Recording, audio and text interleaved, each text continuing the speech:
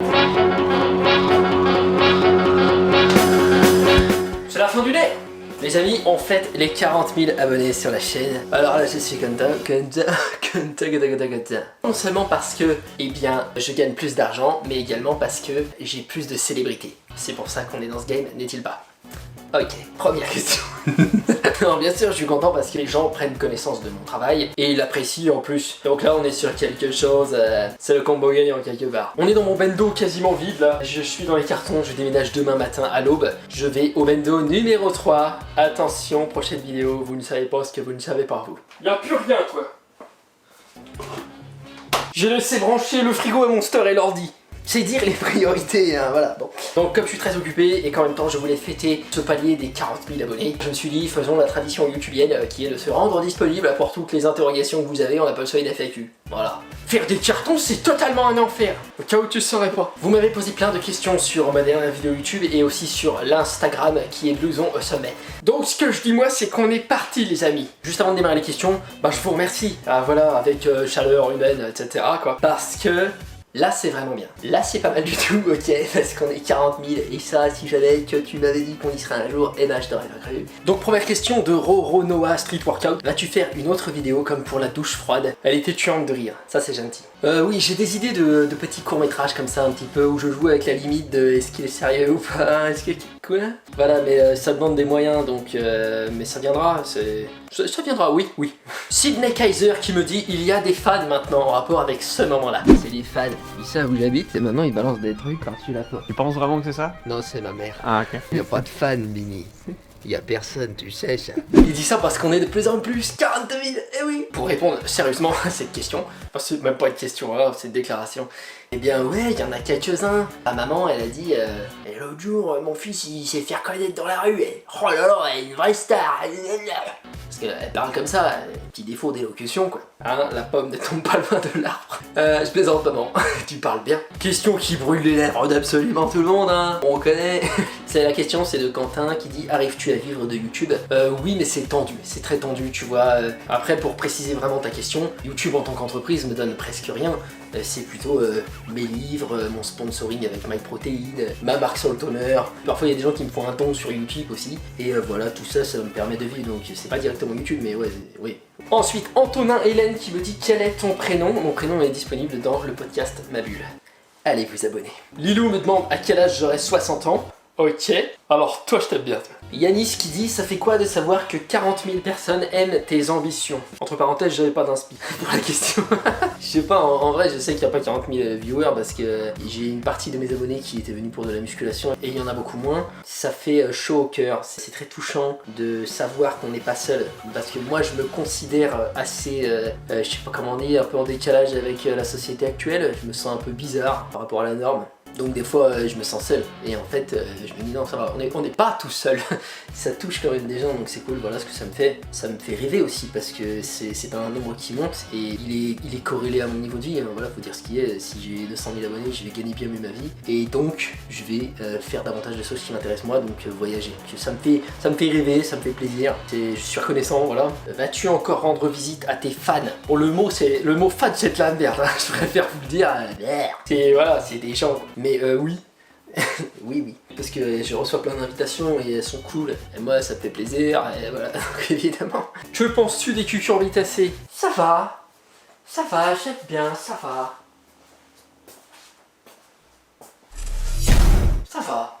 Il y a mon cousin qui demande à quand le million? Et ben, oui, ça c'est une évidence. En vrai ça fait rêver bien sûr, et je reçois beaucoup de commentaires qui disent tu les mérites. Pourquoi t'as pas plus?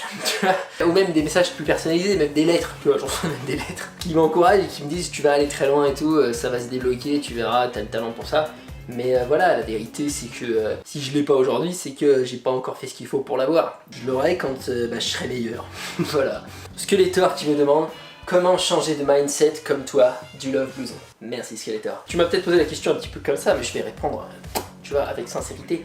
C'est une démarche active, consciente, c'est un travail, ça se fait. C'est pas quelque chose qu'on peut attendre. Parce que moi je connais bien la déprime et tout, les tréfonds, les méandres des abysses mentales, ça va. En fait, attendre que ça change, bah ça fonctionne pas de ouf. Donc il faut prendre le taureau par les cornes, et pour ça, ça passe par énormément de choses. Il y a plein d'outils, t'as sûrement déjà entendu parler, mais tu peux travailler sur ton propre mental avec des outils comme la PNL ou l'auto-hypnose. Tu peux méditer pour apaiser ton stress, mieux dormir, si tu dors mieux, ta journée est meilleure. Tu peux écrire ce pourquoi tu es reconnaissant, tu peux te planifier des objectifs avec une deadline et les mener à bien, ça te rend généralement très heureux. L'être humain il fonctionne assez bien comme ça. Donc c'est tout ça, mais en gros, changer de mindset, ça demande une démarche totalement consciente et qui est parfois à contresens du vent. C'est-à-dire que ça va être difficile au début, t'as l'impression que ça sert à rien, que c'est débile et tout, mais en fait une fois que t'es lancé c'est bon. Après quand c'est des semaines, des mois, des années de mécanismes de pensée qui sont toujours dans la positivité, toujours dans remarquer ce qui va bien, dans ce qui est beau autour de toi, dans ce que tu as plutôt que ce que tu n'as pas,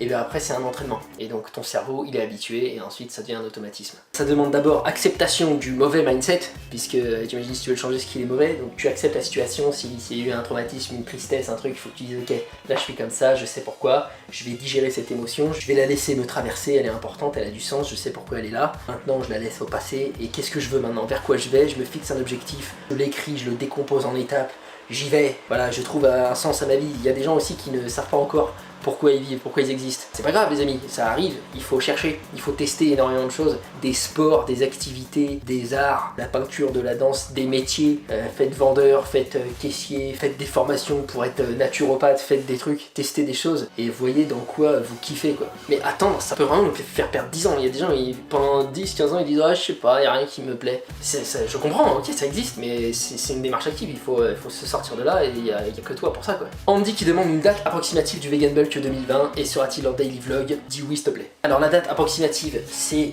très vraisemblablement vers le 15 octobre, s'il a lieu. Je rajoute s'il a lieu, je sais que t'aimes pas ça Andy. Alors je dirais qu'il y a 80% de chances qu'il ait lieu. Ça dépend de paramètres en fait, mais de ma vie et tout. Donc voilà, je peux...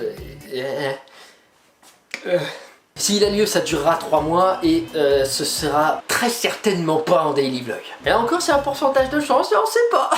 Ça peut, peut-être. Ah, et peut-être une petite chance que ce soit en daily vlog. En vrai, faudrait que j'aurais besoin d'aide, mais il faut que j'arrive à trouver, peut-être parmi ceux qui m'écoutent, là ça va toucher quelqu'un, je sais pas, mais il faudrait que j'arrive à trouver un monteur en plus et quelqu'un qui soit motivé par mon projet, qui croit en mon talent, vers ce vers quoi je peux l'emmener, parce que je n'ai pas les moyens actuellement de le payer assez cher. Par contre, je sais que j'ai le potentiel de nous emmener loin et de plus tard le payer assez cher. Mais voilà, comme proposition, je sais que ça fait pas forcément rêver les gens. Après, le mode de vie que je propose aux gens qui travaillent avec moi est plutôt fun. Le taf en lui-même est très très drôle, mais il y a des deadlines à tenir. Il y a beaucoup de travail quoi. Et donc si j'arrivais à trouver un monteur qui soit aussi passionné et motivé par le montage et le fait de transformer des rushs vidéo brutes en une petite œuvre qui raconte une histoire ou qui fait extrêmement rire, ou les deux, que moi je suis passionné par le fait d'être devant la caméra, de créer des histoires, des personnages, de faire rire, d'inspirer, de bouger, de donner envie aux autres de bouger, et là ce serait merveilleux. Mais ce n'est pas facile à trouver parce que je trouve que ça fait peur à pas mal de gens de croire en des rêves pareils, et ça fait peur à leurs parents, ça fait peur voilà, de se lancer dans un truc comme ça, ce que je peux comprendre, mais ça c'est la première chose. Mais la deuxième c'est que j'ai pas énormément de moyens pour les payer, j'aurais besoin de voilà d'un étudiant, de quelqu'un qui démarre, qui a envie de se lancer avec moi dans un truc comme ça, de m'offrir sa confiance pendant le temps qu'il faudra pour que ma chaîne grandisse, et une fois que voilà j'aurai 100 000, 200 000 abonnés, là je pourrai le payer comme il se doit et ce sera très bien. Mais voilà, je comprends que ce soit pas évident de trouver quelqu'un comme ça, c'est pas forcément une promesse qui peut faire envie au premier abord, même si pourtant je suis persuadé que ça pourrait énormément apporter à cette personne là, parce que je sais que j'ai ça en moi d'être très moteur pour les gens qui m'entourent. Je sais que je peux grandement aider des artistes à s'épanouir dans leur art à eux. Le truc c'est que moi mon art c'est pas le montage, je le fais en ce moment, je fais ce que je peux, c'est sympa, mais ce n'est pas mon truc à moi. Alors qu'il y en a pour qui c'est leur art, c'est leur truc, ça les passionne, ça les intéresse. Donc ce serait vraiment mieux de confier ça à quelqu'un que ça passionne, parce que la qualité au final serait bien meilleure, parce que le cœur il serait dans le produit fini, et ça c'est très important. Et moi ça me dégagerait tellement de temps que je pourrais produire 2 fois plus ou 3 fois plus, et donc l'argent qui en découlerait de ma chaîne serait 2 ou 3 fois plus, et donc rapidement je pourrais potentiellement payer comme il se doit cette personne-là. Voilà, ça va plonger dans une introspection ce que tu m'as demandé Andy là, pas évident. Satanex me demande d'où vient ton pseudo, je répondrai à ça lorsque j'aurai 1 million d'abonnés. Je l'ai déjà dit dans quelques autres vidéos. J'ai tout un court-métrage qui est prévu avec une révélation en chaussures de taille 48, tu vois, en grande pompe. Ce sera émouvant et ce sera drôle et tout, et il faut bien mettre une carotte au bout du bâton pour que vous ayez envie de s'abonner aussi, évidemment. Alexandre me demande, coucou blouson, y a-t-il un sport que tu aimerais pratiquer de façon professionnelle? Non, je n'aime pas du tout la notion de professionnalisme dans le sport, parce qu'elle est couplée a souvent du dopage, quel que soit le sport, hein, des pressions mentales, énormément de stress et tout, le fait que toute ton activité quotidienne et surtout tes revenus financiers dépendent de ton corps. Moi j'en sais quelque chose, le corps il te lâche très souvent, donc moi mon corps est très fragile, je veux dire, là j'étais chez un podologue récemment, il m'a dit ce que m'avait dit l'ostéo le mois dernier, c'est que il m'a dit votre sport il est pas fait pour vous. Pour faire simple, je suis fragile, j'ai des petits poignets et tout ça, des petites chevilles, des petits genoux comme ça. Compter sur mon corps pour être pro, non. Voilà. Déjà dans mon travail actuel, je compte en partie dessus et c'est déjà beaucoup de stress. En 2019 quand j'ai perdu 10 kilos et tout, que j'étais tout mince, ça m'a démotivé sur plein de choses. J'aurais pas pu par exemple avoir mon sponsor mes protéines si je n'étais plus du tout musclé et que je faisais plus de sport. C'est logique, c'est dans leur branding aussi quoi. Donc voilà, il y a une partie de mes finances et tout qui part de mon corps et c'est déjà bien suffisant. Mais si l'entièreté c'était ça, je pourrais pas. FitJ me demande si tu avais un seul regret dans ta vie, donc ce serait quoi? Si j'en avais un seul.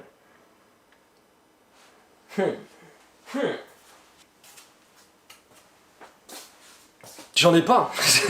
même les grosses erreurs que j'ai faites, ça m'a tellement appris, enfin tu vois, tout amène quelque chose quoi. Donc non, bon, j'ai pas de regrets. Ensuite il y a Thibaut Guyon qui me dit quelle est la chose dont tu es le plus fier aujourd'hui à ton sujet accompli. C'est d'être resté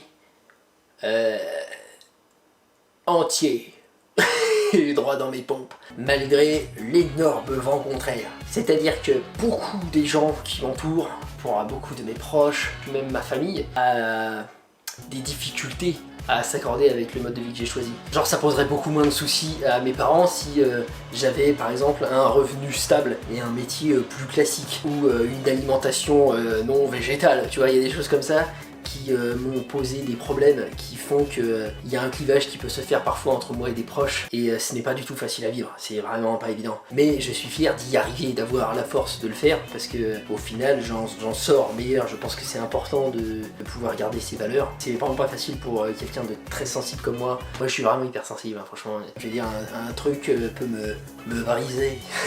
Une parole a le pouvoir de me briser, donc c'était pas évident dans ces conditions là d'avoir maintenu mes désirs de vie, mes ambitions qui pour l'instant sont encore inachevées, inaccomplies et qui donc pour l'instant me mettent dans cette posture où par exemple je dois faire face à ma grand-mère qui ne comprend absolument pas mon travail et tout et qui va me faire sentir que il a pas forcément de chance, tu vois, et c'est pas facile pour moi de vivre ça quoi. Mais je continue parce que je crois en moi, je crois au potentiel que j'ai et j'ai envie de vivre une vie qui me plaît, qui soit fun, qui soit remplie de belles choses, de rire, et j'ai envie d'inspirer les autres à faire de même. Ensuite Paranormois qui me dit la dépression c'est comment?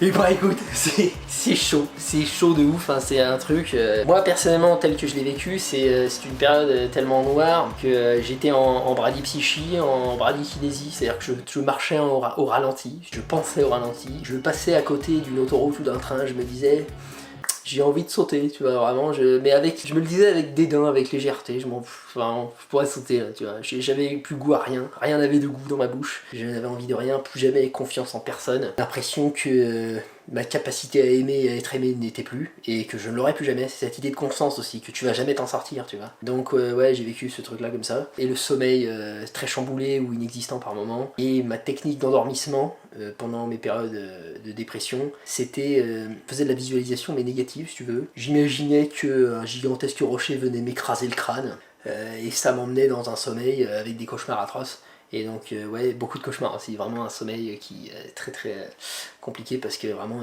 les pires démons qui se débattent en toi et c'est toutes les nuits quoi. Donc le matin, généralement quand j'étais en dépression c'était toujours le soir que je commençais à me dire vas-y j'ai envie de me bouger, de faire un truc et tout, mais c'est l'heure de te coucher et je me couche et à chaque fois le lendemain matin ça repartait. L'horreur quoi, le réveil, j'ai l'impression de te prendre un train dans la gueule, tu viens de te réveiller d'un cauchemar qui est tellement intense que c'est comme un traumatisme et donc il faut passer cette journée quoi. Donc voilà, c'était comme ça pour moi la dépression et enfin le terme est sûrement mal choisi parce que le mot dépression c'est un terme clinique qui est une maladie et je ne sais pas si je l'avais, je n'en sais rien. Disons que j'ai eu des idées noires et que c'était très fort, mais après je sais pas si...